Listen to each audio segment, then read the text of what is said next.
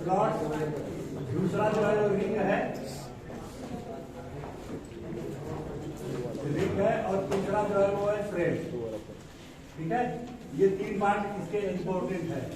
इन तीनों को हम समझा देते हैं, उसके बाद असेंबली करना जो है वो आप लोगों को एक बार असेंबल करके बस बता देंगे, बाकी आप लोग बना देंगे। ठीक है, हम सबकी डिटेल दे देंगे। पहला स्लॉट है जो कि स्टैटिक में होगा, स्टैटिक में होगा, बाकी है जो सॉलिड होती है। ठीक है ना, ये आगे के तरीके, बाकी आपका ये फ्रेम जो सॉलिड है, इसमें कोई स्टैटिक वगैरह नहीं होती। स्टैटिक केवल और केवल स्लॉट होती है, क्योंकि यह एक एसी मशीन है। रिंग, स्लॉट, रिंग और फ्रेम, ये तीन इंपॉर्टेंट इसके पार्ट है। सबसे पहले हम स्लॉट की बात करते हैं। तो ये जो स्लॉट बनेंगे ये क्लोज स्लॉट के नाम से जाने जाते हैं। ये ऐसे स्लॉट को हम क्लोज स्लॉट कहते हैं। ठीक है ना, क्लोज रेक्टेंगुलर स्लॉट है। हाँ, ये जो स्लॉट है ये क्या है? Close rectangular slot. ये आपके क्लोज रेक्टेंगुलर स्लॉट होते हैं। क्लोज इसलिए कहा जाता है, स्लॉट दो तीन प्रकार के होते हैं। एक ओपन स्लॉट होता है, सेमी क्लोज होता है, क्लोज होता है। तो जिसमें गैपिंग बहुत कम रहती है ऐसे स्लॉटों को हम लगभग क्लोज स्लॉट कहते हैं। जिसमें गैपिंग इससे ज्यादा थोड़ी सी रहती है उसको हम कहते हैं सेमी क्लोज। और बाकी जो होते हैं वो ओपन स्लॉट होते हैं। ओपन स्लॉट में भी दो टाइप के स्लॉट पाए जाते हैं, एक टेपर होता है और एक रेक्टेंगल। ठीक है ना, रेक्टेंगल में एक स्ट्रेट लाइन होती है और दूसरा होता है टेपर। जैसे अगर हम बात करें तो कोई स्टैटिक है, अगर उसमें सेंटर लाइन ले लें, अगर सीधी सीधी लाइन चल रही है पैरेलल लाइन, तो ऐसे स्लॉटों को हम कहते हैं क्या? Open slot. और ये रेक्टेंगुलर से स्ट्रेट लाइन। बाकी कुछ स्लॉट ऐसे होते हैं कि डिस्टेंस काम करके वो टेपर होते हैं, ऐसे करके होते हैं, ये ऐसे स्लॉट होते हैं। ठीक है ना, तो स्लॉट में बाकी रेक्टेंगुलर शेप में आते हैं, सर्कुलर शेप में भी आते हैं। ये जो आपका स्लॉट है वो रेक्टेंगुलर शेप है। ठीक है ना, रेक्टेंगुलर शेप क्लोज स्लॉट आपका है, स्ट्रेट लाइन, इसमें टेपर लाइन नहीं है। स्लॉट की जो डिजाइन है तो कैसे आप लोग बनाएंगे? स्लॉट बनाने के लिए इसकी जो एक अगर हम ब्लेड ले लें, एक ब्लेड, और उसके बारे में चर्चा करें तो आप लोग कैसे बनाएंगे? इसकी डायमेंशन यहाँ साइड में दे दी है, ध्यान से देखिए, साइड में ठीक उसके डायमेंशन दी गई है। इसकी आउटर जो डाया है 148 है। आउटर जो डाया है कितनी है? 148 सबसे इंटरनल जो डाया है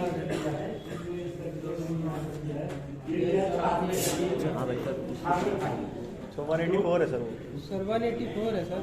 दूसरी है वो है 96। देखो ध्यान से, तो बता रहे हैं, दूसरी जो डायमीटर है वो है 96। तो आपको पता है कि स्लॉट में जगह जगह आपको काटना पड़ सकता है। तो ये दोनों सर्किलें बहुत जनरली ऐसे खींचते हैं कि इसे कभी भी मिटा सके। ठीक है ना, ये दोनों सर्किलें ऐसे खींचते हैं कि इसे कभी भी मिटा सके। हम वैल्यू बता रहे हैं, पढ़ो उसमें डायग्राम में लिखा हुआ है, वही तो पूछ रहे थे। 184 पहली वैल्यू 148 है, दूसरी वैल्यू है 96। पढ़ो कहीं ना कहीं लिखा हो, देखो ठीक है। तो याद दिया 184 है सर जी। सही है, सही है।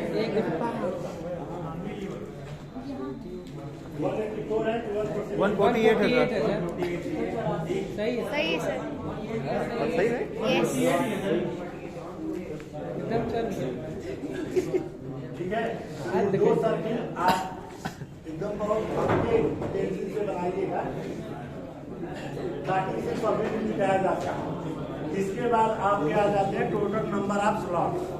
तो टोटल नंबर ऑफ स्लॉट जो है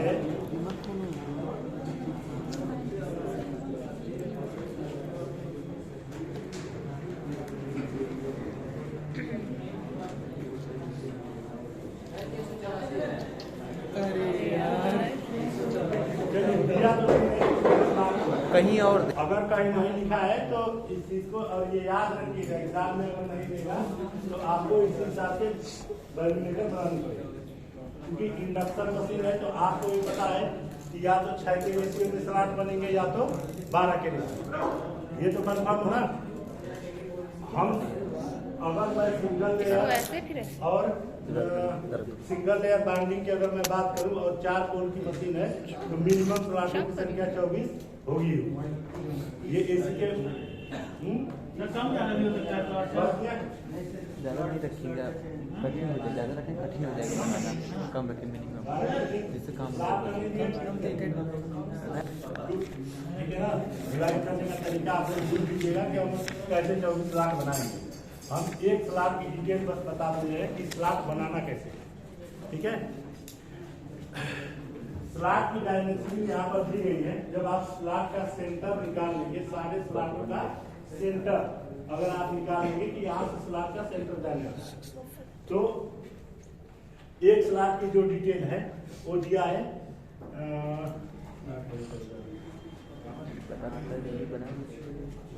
8 इसकी चौड़ाई दिया गया है और स्लॉट का डिटेल दिया है।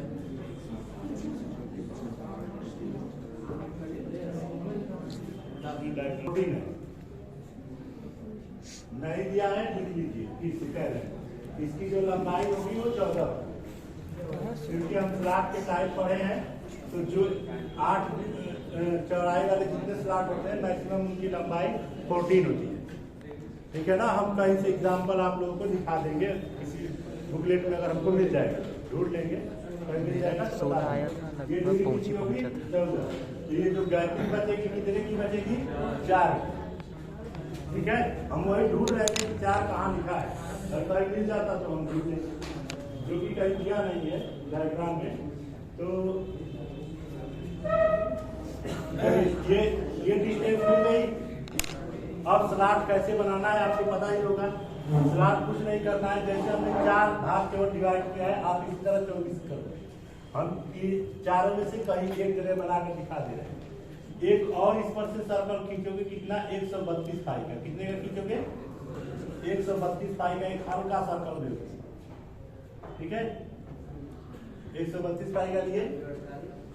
अब एमडी जो होती है वो ऐसे रहती है, ऐसे करके एमडी 90 डिग्री पर होती है।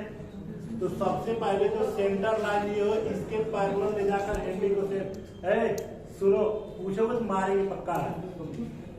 फिर से कहे ध्यान से सुनो एमडी कैसे चलाना है।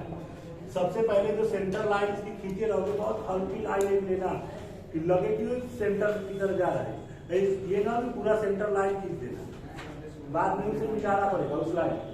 एकदम बहुत हल्की लाइन जो केवल आप देख सकते। जैसे एमडी को लाकर इसके पैरेलल सेट करोगे यहाँ पर, ठीक है ना, इसको स्लाइड करके यहाँ लेकर आना। सेट करने के बाद ये हमेशा पैरेलल नहीं चलेगी। अब इसके लाकर सेट करना, यहाँ से 4 mm की दूरी पर एक डिस्टेंस यहाँ लेना और यहाँ से 4 mm की डिस्टेंस एक यहाँ लेना, ठीक है। और पैरेलल ही लाकर कितना 14 तक नीचे आ जाना। इधर से 14 और इधर से लगाकर ये 14 नीचे आ जाना सीधे सीधे ऐसे, ठीक।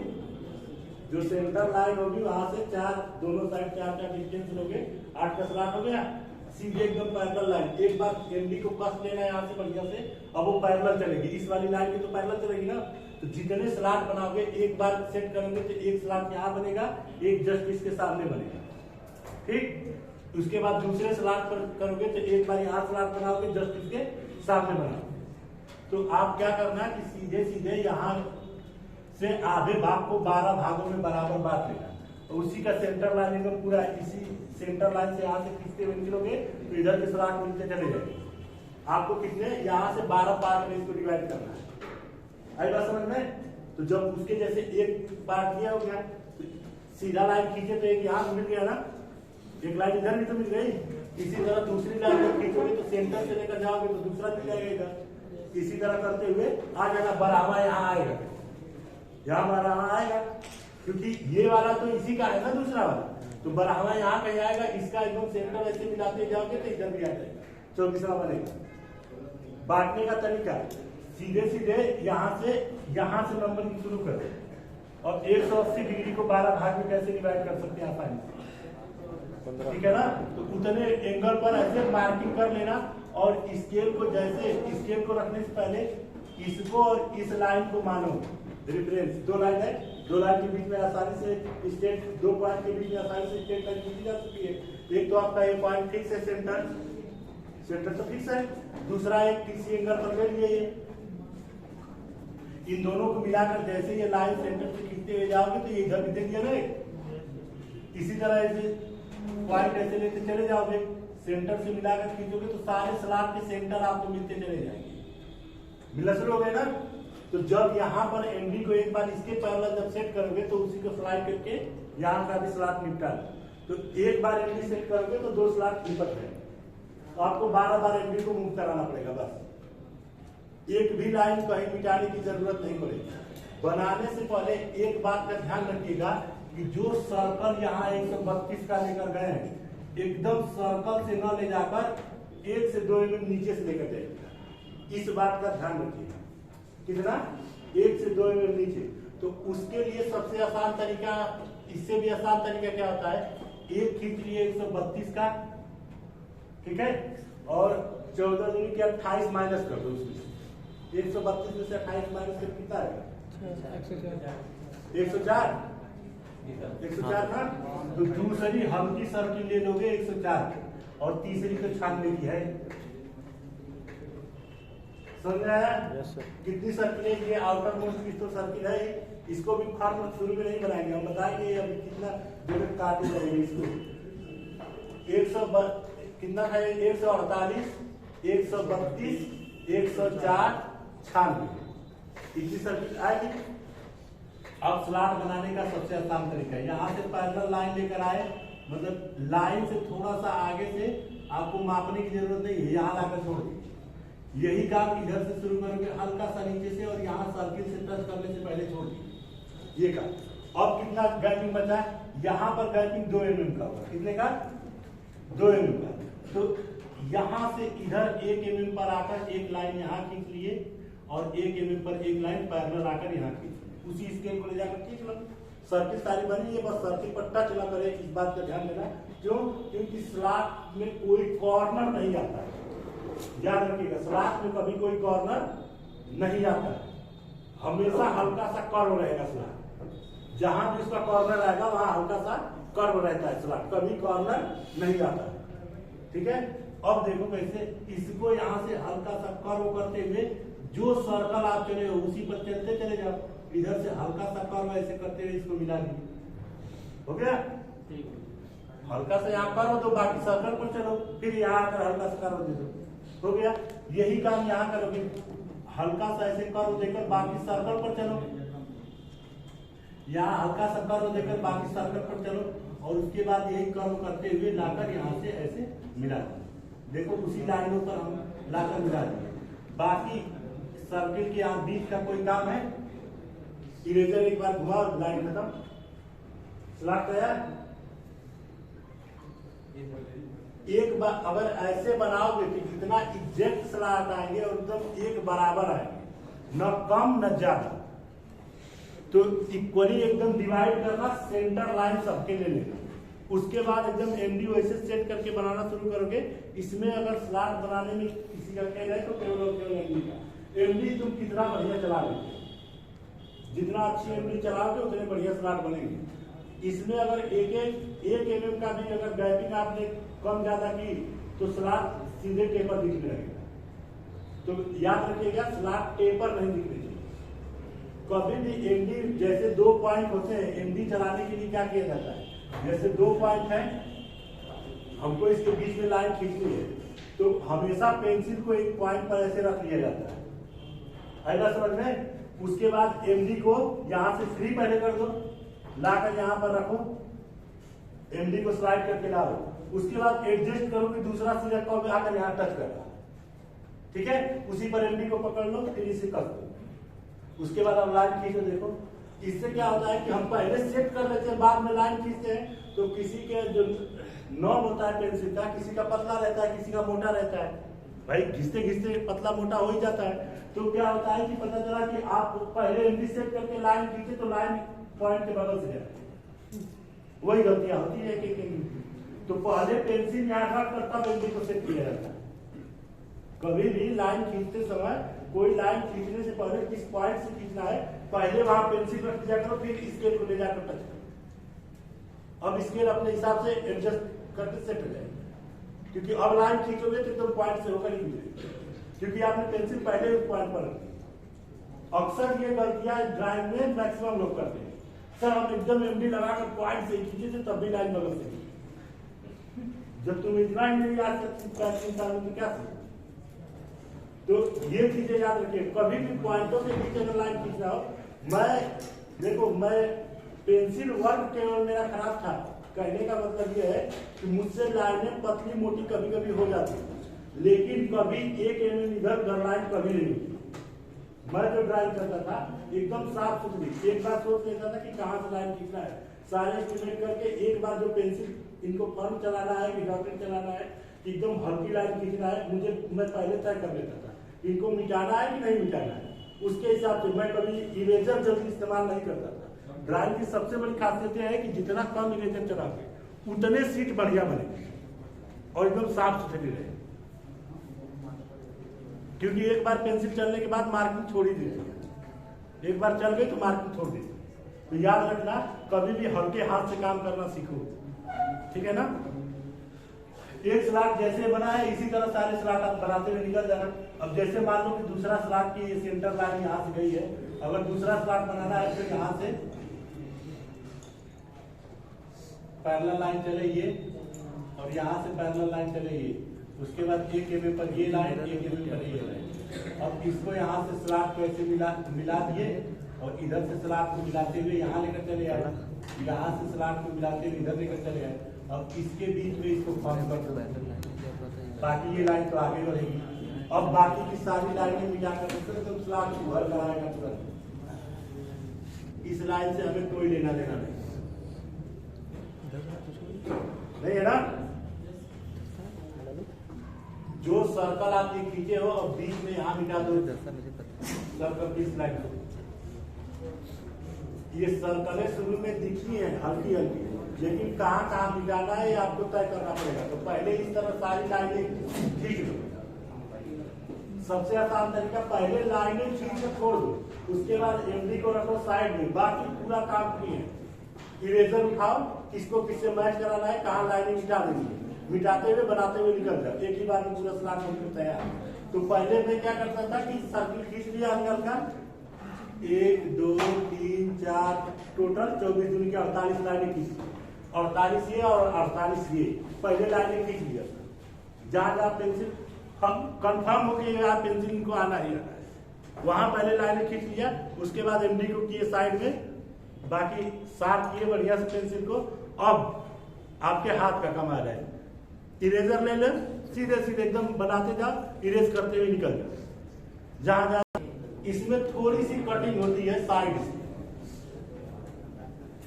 जो आउटर मोस्ट लाइन है स्लॉट की, यानी जो स्टैंपिंग की आउटर मोस्ट लाइन है, वो कितना है 148, कितना है 148 ना।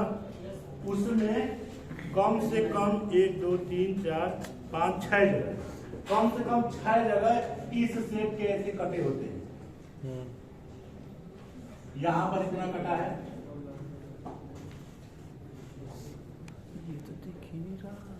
इतना इतना पार्ट 6 जगह कटा होता है, क्योंकि ये जब फ्रेम में फिक्स किया जाता है स्लॉट को, तो ये हल्का हल्का इस तरह जगह जगह कटा होता है, ताकि एक बार फ्रेम में फिक्स किए तो घुमाने की कोशिश करोगे तो घूमेगा नहीं, ठीक है ना। तो इसका मतलब कि फ्रेम में जो आपका फ्रेम होगा उसमें कुछ डिजाइन होगी, तो उसमें फ्रेम के एकदम इंटरनल पार्ट में ऐसे करके सॉलिड मटेरियल रहेगा, यही वाला सॉलिड मटेरियल जाकर यहाँ फिक्स हो जाएगा, समझ आया। इस तरह 6 इसमें पार्ट होते हैं, ऐसे निकले होते हैं 6 पार्ट। इस तरह देखो उसमें दिख रहा होगा, अभी जब हम फ्रेम की डिटेल पूरा पढ़ाएंगे तो बता देंगे। ऐसे करके 6 इसके पार्ट बने, ठीक है ना। ऐसे करके फ्रेम के अंदर से 6 रेक्टेंगुलर स्लॉट मतलब वो टीथ की तरह जोड़े रहते हैं, उसमें जुड़ा रहता है। वो दो काम करते हैं, एक तो स्लॉट को सहारा देते हैं, तो इससे क्या होगा कि आपका स्लॉट यही आकर रुक गया कहीं, देखो स्लॉट इतने में होकर जाएगा ना, स्लॉट का आउटर में भाई ये वाला सिरा अगर इसमें आकर ज्वाइंट हो गया तो स्लॉट आपका ऐसे बनेगा, यहाँ पर ऐसे इस तरह करके फिर सर्कुलर बनता हुआ जाएगा, फिर जहां जहां स्लॉट कटे उसमें ऐसे फिक्स होता चला जाएगा, ऐसे स्लॉट फिक्स होगा ना फ्रेम में। इतना बचा एयर आराम से हीटिंग को रिलीज कर सकता है। हमारा स्लॉट अगर हीट होगा तो जो एयर से आराम से वो क्या करेगा, अपनी सारी हीट को रिलीज करता जाएगा ना। अगर यही चीज न बनकर हम पूरे स्लॉट को फ्रेम के एकदम इसमें ला कर दें तो जितना स्लॉट हीट होगा उतनी फ्रेम भी हीट होता जाएगा। और चूंकि फ्रेम क्या होता है, मैग्नेटिक मटेरियल होता है, अच्छा खासा मैग्नेटिक मटेरियल, तो हम उसको पाथ देने के लिए बना रहे हैं ना, न कि हीट करके और उसका मैग्नेटिक खराब करने। तो हम कोशिश करते हैं कि आर्मेचर का जो ये स्टैंपिंग वाला जो पार्ट है वो फ्रेम से टच न रहे, ठीक है ना, ये हम कोशिश करेंगे। इससे क्या होता है, हीट जो होती है वो सारी रिलीज कर जाती है। तो ये तो हो गया आपके इसका स्टैंपिंग का पार्ट। 6 जगह ऐसी डिजाइन होगी, बाकी 3 होगा, इतने डिजाइन रहती है केवल स्टैंपिंग में। इसके सिवा यानी जो स्लॉट वाला बनता है उसमें केवल इतने डिजाइन रहती है कि 6 जगह ऊपर से थोड़ा थोड़ा डीप करके 1-1 mm या 2-2 mm कटे होंगे। अभी हम डायमेंशन देख लेते हैं कितना mm कटे होते हैं। देखो कहीं दिया है क्या, आ रहा है ना?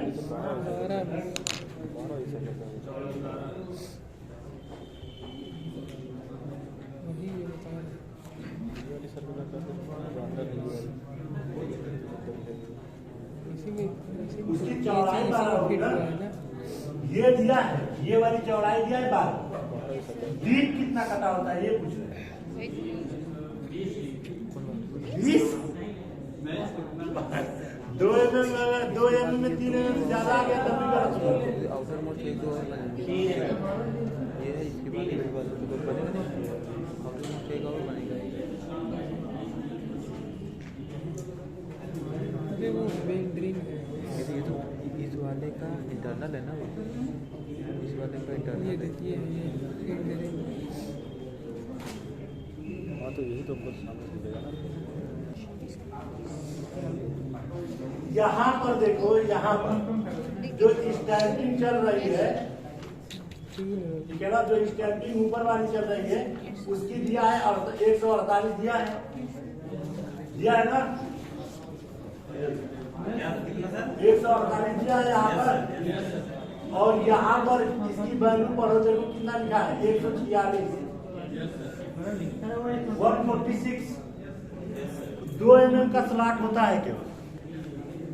कितने का होता है, 2 mm का।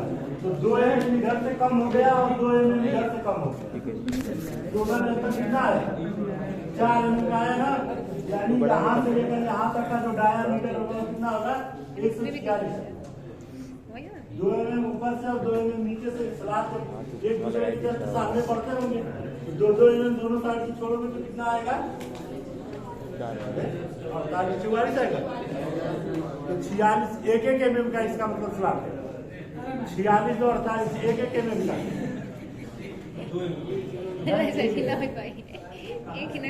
जो डीप है वो 1 mm का है। यहाँ देखो 146 आइडिया है, इसके बाद में कहाँ जाए।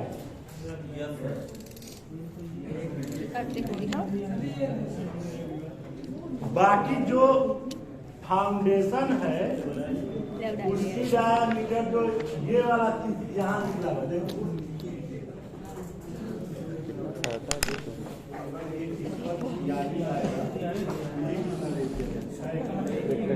हो रहा है।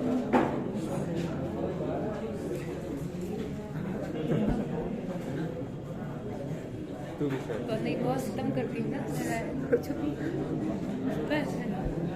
आप कितनी जगह पर, 6 जगह। इतना बस डिटेल आप लोग याद रखिएगा। इससे इसका जो स्टैंपिंग वाला जो पार्ट है वो उसमें इतने डिटेल लिख लीजिएगा, क्या क्या है, क्या क्या चीजें हैं, 148 एक एक के 6 स्लॉट है बीच में। इसकी चौड़ाई कितनी है? 12। ठीक है। इसके बाद स्लॉट की डिटेल आया 8 × 14, फिर ये आपका 4 रहेगा और कितना 2। ये सारी डिटेल लिखनी है। उसके बाद एक बार हम फ्रेम समझा देते हैं। फ्रेम थोड़ा सा कंस्ट्रक्शन में बड़ा चेंजिंग करके बनाया जाता है, वो हम अभी बता देते हैं कि क्या चेंजिंग करेंगे। एक बार ऐसे जब ऐसे देख रहे हो और उसी समय इसको बीच से काट कर आगे वाला पूरा पार्ट निकाल दे, फुल इन सेक्शन कर दे, तो इधर का पूरा सर्कुलर दिखने लगेगा ना। इधर का सर्कुलर, इधर का जब सर्कुलर दिखेगा तो ये कुछ इस टाइप का दिखेगा ऐसे। यार किसकी बुकलेट है? फट न जाए। अरे सर कोई दिक्कत नहीं, दूसरा ले लेंगे। ये सिलेंडर मशीन है इस तरीके से, ध्यान दीजिएगा। ठीक है ना? तो ये चीजें ऐसे दिखेंगी इस तरह करके, ऐसे दिखेगी ना। तो जो सिलेंडर की थिकनेस है उसके साथ साथ रखा गया ना, ये चीज ऐसे। तो जब इसको काटे तो ये भी तो बीच में से कटा है, अब एकदम सेंटर पर रखा गया, तो अब ये चीजें ऐसी आएंगी, इस तरह दिखेगा। ये फ्रेम की मोटाई और प्लस ये जो सॉलिड मटेरियल रखा गया है 6 जगह एक साथ दिखेगा ना। अगर हम इधर से देखकर इसका कंस्ट्रक्शन समझा देंगे तो सामने से देखकर रिजल्ट में क्या आएगा। अगर हम इधर से इसका पूरा कंस्ट्रक्शन समझा देंगे कैसे बनाओ, समझ नहीं देखो ठंडी में दिमाग बंद हो गया सर, जम गया। दिमाग है, जम गया है। दिमाग है। हो गया, समझ गया। कुछ तो है, मेरा जम गया है, तुम्हारा तो हो नहीं है। सुनो कहाँ थे? माइंड डाइवर्ट ना होने दो, कंसंट्रेट हो यहाँ बनेगा। ये कर रही है। ये कारण बताया नहीं हुआ, सेकंड चले जाएंगे। हम भी चले आप जाएंगे, बनाते रहे। हम भी रूट ले जाएंगे। देखो ये है फ्रेम की मोटाई जो भी होगी, ठीक है ना। इस फ्रेम में क्या किया गया है कि जैसे दो हमको काफी दे दो, तो 2 काफियां जो फ्लेक्सिबल थोड़ा, इस तरीके की 2 काफियां। अरे इस भाई देखो ऐसा ऐसा ध्यान दो, मन नहीं लग रहा ना कभी भी। देखो कॉपी वाली कॉपी दे दो। ये ऐसा सिलेंडर पूरा रहता है।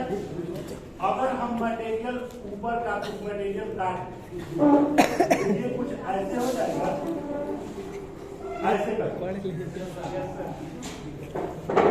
मटेरियल काट कर कुछ सर्कुलर मटेरियल ऊपर से काट कर निकाल दे, तो ये ऐसे हो जाएगा ना ऊपरी सरफेस, इस तरह का। नहीं समझा था। वो वाली कॉपी सुने। ये वाली कॉपी यहाँ पर सेम दोनों कॉर्नर पर यही डिजाइन है फ्रेम के। देखो हमने उसमें देखो यही डिजाइन है।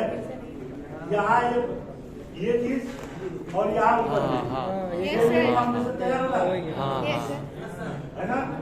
एक्चुअली में ये पहले एक ही पूरा सिलेंडर मशीन रहती है, ऊपर से क्या करते हैं इसका कुछ काट कर इतना हिस्सा निकाल देते हैं, पूरा सर्कुलर से इधर से काट दिए और इधर से, तो इसकी डिजाइन कुछ इस तरीके से हो जाती है। अगर हम सामने से देखेंगे तो कितनी लाइनें दिखाई देंगी? 4 1 2 3 दिखेगा था। 3 सर्कल आएंगे। कितनी सर्कल आएगी? 3 सर्कल। एक सर्कल ये दोनों ओवरलैप कर रहे हैं, 2 सर्कल और एक, समझ में आया? Yes sir. इसी के नीचे इस तरीके से 6 जगह सॉलिड मटेरियल ऐसे रखेंगे। इसी के नीचे 6 जगह इसी तरीके की एकदम है, मटेरियल को ऐसे ज्वाइन किया गया ऐसे। क्या है सर ये? समझ में आया? अब इसी कंस्ट्रक्शन को अगर हम ऐसे देखें, इसी कंस्ट्रक्शन को इस तरीके से देखें, ऐसे देखो, ऐसे कटने के बाद तो ये पूरा मटेरियल एक है, ये आगे आकर इतना कम होकर फिर ये कंप्लीट हुआ, ऐसे आएगा सेप ना। इसमें ये चीज ऐसे ही रखा गया है, देखो ऐसे। अब हम अगर इसकी डिटेल पूरी बता दें तो हमारे ख्याल से फ्रेम कंप्लीट हो जाना चाहिए। यस अगर इसकी डिटेल पूरी बता दें, इसकी जो डिटेल होती है वो इस तरीके से होती है। इसकी मोबाइल करो,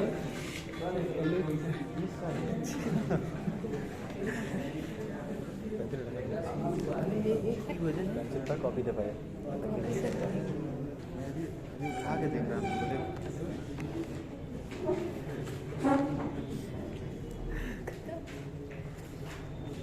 जाम हो गया।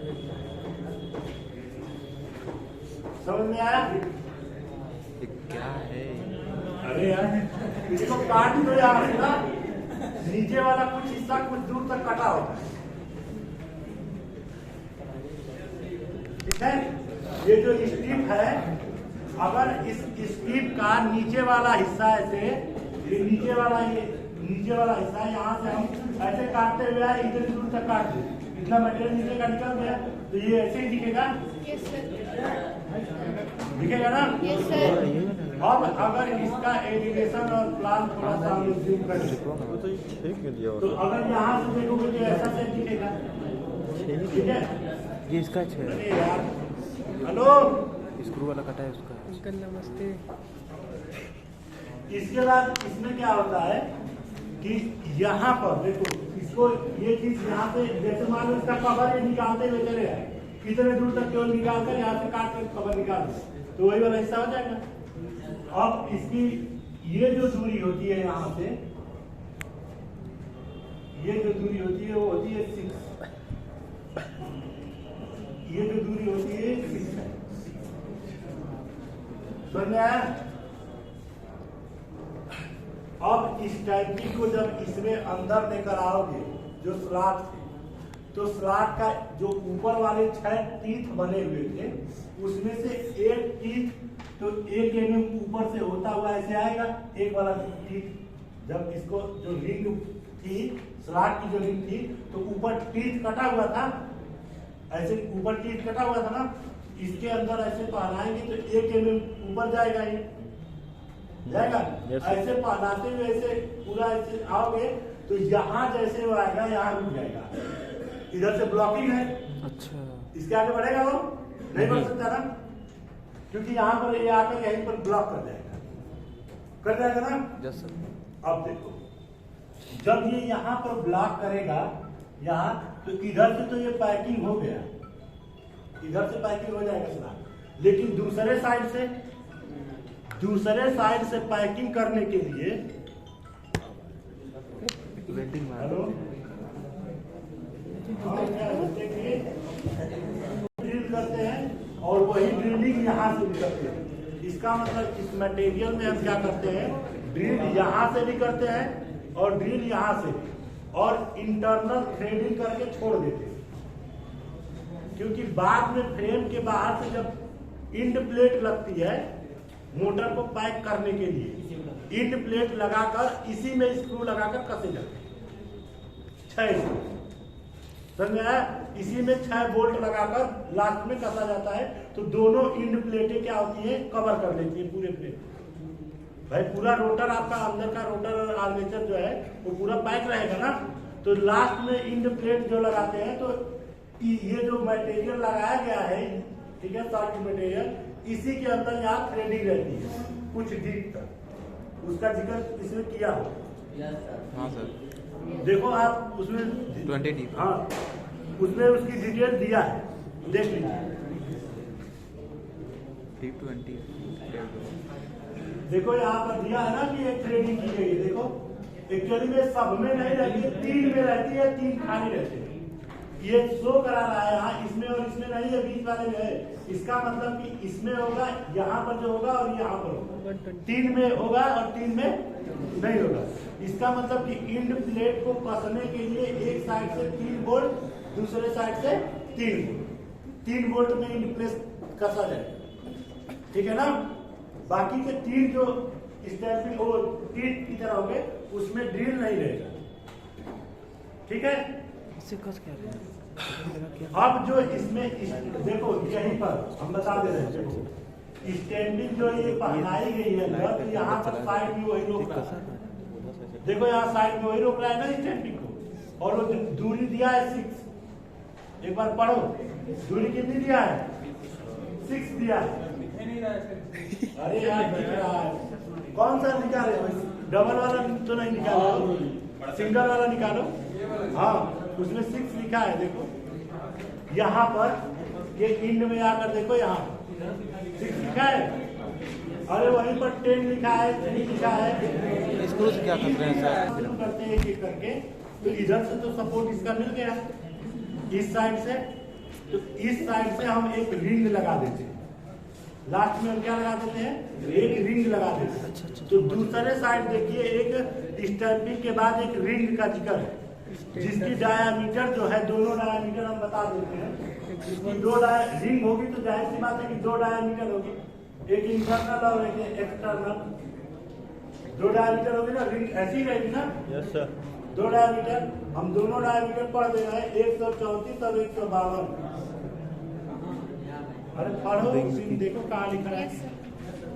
134 और 152, यही बात तो बनाते ना हम लोग। ये दोनों रिंग की डायामीटर है। मुझे ये इसको 152 कस रहा है और ये इसे जो स्लाइड है करके डाल दिए, पीछे रुक गया। 134। ठीक है, हाँ तो लिख लो, अगर नहीं दिख रहा है तो आप लिख लो। इसीलिए बुकलेट दिए, सबके पास बुकलेट है, लिख कर वहाँ रख लो, बाद में नहीं तो पूछना तो बताएंगे नहीं है। ये लिए अब रही बात तो जो रिंग होगी, ठीक है ना, जो रिंग होगी उसमें भी इसी तरीके के 6 स्लॉट कटे होंगे। हाँ,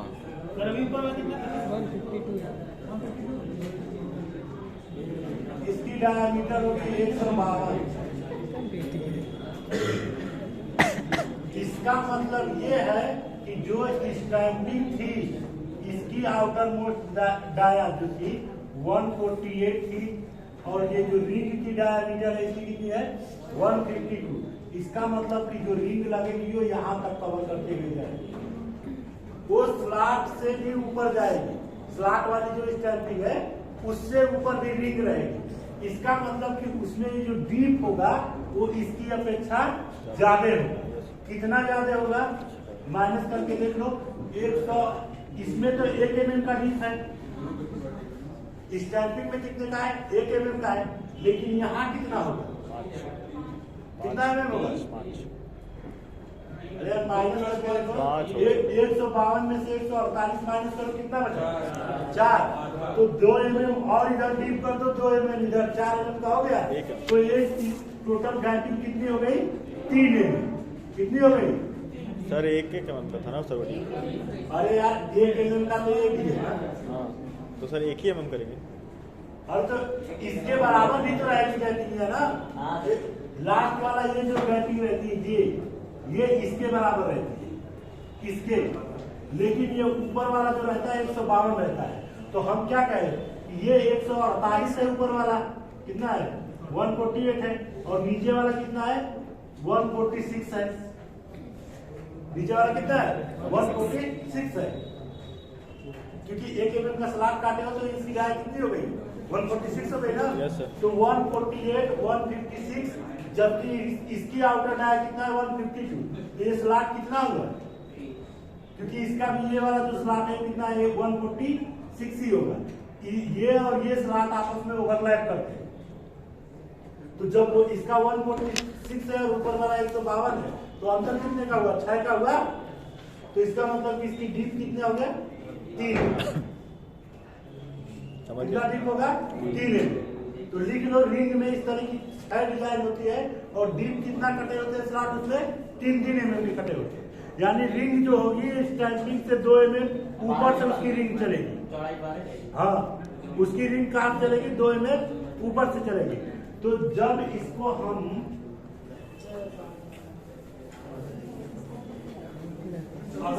हम साइड से देखें,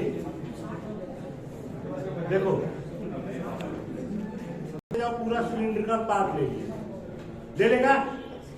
जो स्टैंपिंग आपकी एक जो सर्कुलर शेप हम इस तरह बनाए थे, सर्कुलर शेप, अगर हम उसी ढेर सारी स्टैंपिंग लेना शुरू करें तो क्या बन जाएगा? एक सिलेंडर बन जाएगा। सिलेंडर बनेगा ना, और उस सिलेंडरिकल पार्ट को हम इसी के जब फिट करेंगे तो यही अंदर से ऐसे फिट होगा। ये सिलेंडर एक बन जाएगा ना पूरा, जब सारी स्टैंपिंग लगा दिए। अब सिलेंडर बनेगा तो उसके ऊपर एक टीथ कटा हुआ नजर आएगा। टीथ पूरा आएगा ना नजर, सारी स्टैंपिंग में सेम कटिंग हुई है, 6 जगह ऐसे टीथ कटे होंगे, तो एक टीथ मान लो यहाँ है और स्टैंपिंग जब अब इसके ऊपर पूरा फ्रेम है, सबसे निचला भाग यही रहेगा, तो जब आप स्टैंपिंग को इसमें अंदर अगर पहनाते हो, स्टैंपिंग को जब रखते हो तो वो कितना ये टीथ एक mm ऊपर से होता हुआ जाएगा और ऐसे जाकर लास्ट में से रुका। लेकिन जब रिंग पहनाओगे तो रिंग इसके निचले सिरे से 3 mm से ऊपर इतने दूर में क्यों फिक्स करेगी, रिंग की जो मोटाई है उतने दूर में जाकर फिक्स कर देगी। मतलब कि पहले स्टैंपिंग पहना है, उसके बाद में रिंग लाकर यहाँ लगा लास्ट में, तो क्या होता है कि इधर से सपोर्ट देने के लिए है ही, तो रिंग पहले स्टैंपिंग पहना है, लास्ट में रिंग को लाकर उसके अंदर पहना देते हैं तो लॉक कर देता है, पूरा स्टैंपिंग आपकी क्या होगी लॉक है। इधर से ऑलरेडी लॉक करने के लिए बनाया ही गया है, इधर से रिंग में लॉक करना, तो रिंग जो होती है, रिंग की जो ऊंचाई होती है स्टैंपिंग के थोड़ा सा ऊपर रहती है, ठीक है। तो इतने दूरी में जो एयर गैप का जो बनेगा, एयर गैप जो बनेगा फ्रेम और स्टैंपिंग के बीच में, वो मेंटेन रहता है। रिंग के यहाँ क्या जरूरी है, एयर गैप यहाँ ज्यादा जरूरी है, रिंग क्या जरूरी है नहीं, तो ये वाला एयर गैप आपका पूरा बना रहेगा।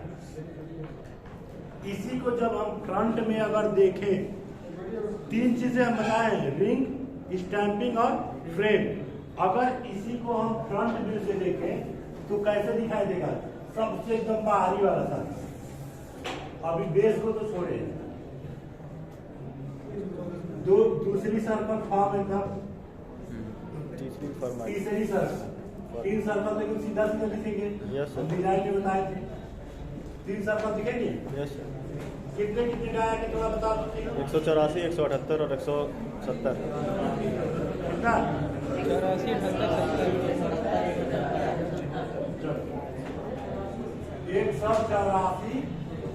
184, 178, 174,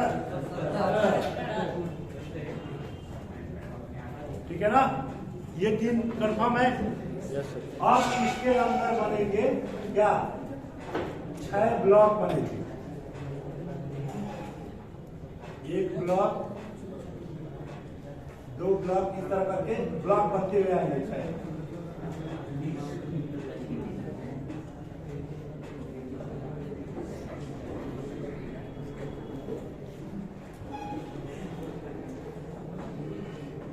क्या मस्त बोला है। इस तरह करके 6 ब्लॉक बनेंगे, एकदम आमने सामने होंगे एक दूसरे के, यस सर, यस सर। ठीक है। इसके बाद अब देखो इस ब्लॉक में एक्चुअली में 2 डिजाइन है, 6 के ऊपर एक लाइन फॉर्म और दिखेगी कि नहीं, क्योंकि ये जो ब्लॉक था, अगर इस ब्लॉक को हम यहाँ से देखें ऐसे करके, ये ऐसे ही था ब्लॉक, ऐसे ही था ना। अब इसको इधर से देखोगे तो कितनी लाइनें मिलेगी, 1 2 3 2 3 दिखेंगे, 3 लाइन मिलेगी। Yes sir. 1 2 3 एक तो सर्कल से टच ही करेगा ऊपर फ्रेम से, एक वो लाइन हो गई, इन दोनों के बीच गैपिंग कितनी होगी, 6 में, 6 में कितनी होगी, 6 में, क्योंकि यहाँ ब्लॉक की दूरी कितनी थी, 6। समझ में आया। अब इस पर से जब स्टैंपिंग हम पहनाएंगे तो स्टैंपिंग चलेगी 1 mm ऊपर से, स्टैंपिंग कितने 1 mm ऊपर से सर्कल चलेगी, यानी सेंटर टू सेंटर ये जो दूरी है इसकी, ये कितनी है 146, जबकि जो स्लॉट की आउटर डाया है वो कितनी है 148। तो जाहिर सी बात है कि इसके 1 mm से ऊपर से स्लॉट चलेगा, लेकिन जहां जहां टीथ है वहां उसकी दूरी 146 है। कितनी है 146 है। आमने सामने जो दो प्लाट 1 mm की दूरी से रिंग चली। अब बाकी जो स्लॉट वाला प्रोसीजर है वो इसके अंदर में बनेगा। तो स्लॉट के लिए कितने, एक लाइन में होगी कितने की 100, 104 नहीं यार, 132, ठीक है 10, स्लॉट कितने का था जी? हाँ 132। इसके बाद जो सर्किट शुरू होगी कितनी 132। दूसरी सर्किट कितने की बनेगी 104 और तीसरी सर्किट 96। इसी के बीच में आपको स्लॉट बना देंगे। लिख लो 132, 104 और 96 3 सर्किट बनेगी। इसी के बीच में आपको सारे स्लॉट 24 के 24 बना देंगे। अब जब रिंग यहाँ लगाओगे रिंग, तो रिंग की एक्सटर्नल डायमीटर कितनी 152। तो एक सर्कल चलेगी 152 पर यहाँ से, और जब रिंग लग जाएगी तो ये लाइन क्या हो जाएगी डॉटेड। बाहर से जब रिंग लगा दिए तो आपका स्टैंपिंग वाला सर्कल क्या हो गया ढक गया। रिंग जैसे ही लगाए वैसे अंदर की स्टैंपिंग का जो सर्कल था वो छिप गया उसके पीछे, क्योंकि पहले स्टैंपिंग फिक्स किए थे बाद में रिंग लगाए। तो जब रिंग लगाए तो रिंग की डायमीटर ज्यादा थी, तो जाहिर सी बात है उसी डायमीटर में ढक देगा, ढकेगा ना भाई। इसका सर्कुलर पार्ट कम है, इसका सर्कुलर उससे ज्यादा है, तो जाहिर सी बात है इसको ढकेगा। ये जो लाइन अभी बढ़ती जा रही थी 148 की, क्या बन जाएगी डॉटेड हो जाएगी, और 152 का क्या हो जाएगी फॉर्म हो जाएगी। दूसरी रिंग की दूसरी सर्किल कितने डायमीटर की है 132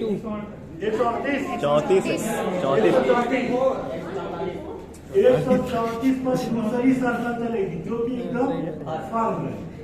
तो जो रिंग है वो 152 और 134 के बीच जो रिंग है वो, तो कितनी लाइनें कंफर्म करो लाइनें पहले 184, 178, 170, 152, डॉटेड लाइन 148, हर लाइन 134। इसके बाद तो बाकी स्लॉट है, इसके बाद सब स्लॉट रहेंगे। अब ये जो सारी सर्किटें बनाओगे सब स्लॉट बनाने के लिए बनाओगे, वो उनका कोई अस्तित्व नहीं है, वो सब स्लॉटें नहीं है, ठीक है ना। बाकी की 3 सर्किल कौन कौन 132, 104, 96 ये तीनों सर्किल इतनी हल्की बनाना कि केवल स्लॉट से बना सकते। कितने 132, 104 और 96 ये तीनों सर्किलें जो बनेगी वो बहुत हल्की बनेगी, इसीलिए आपके स्लॉट बनने वाली। अब इसके बाद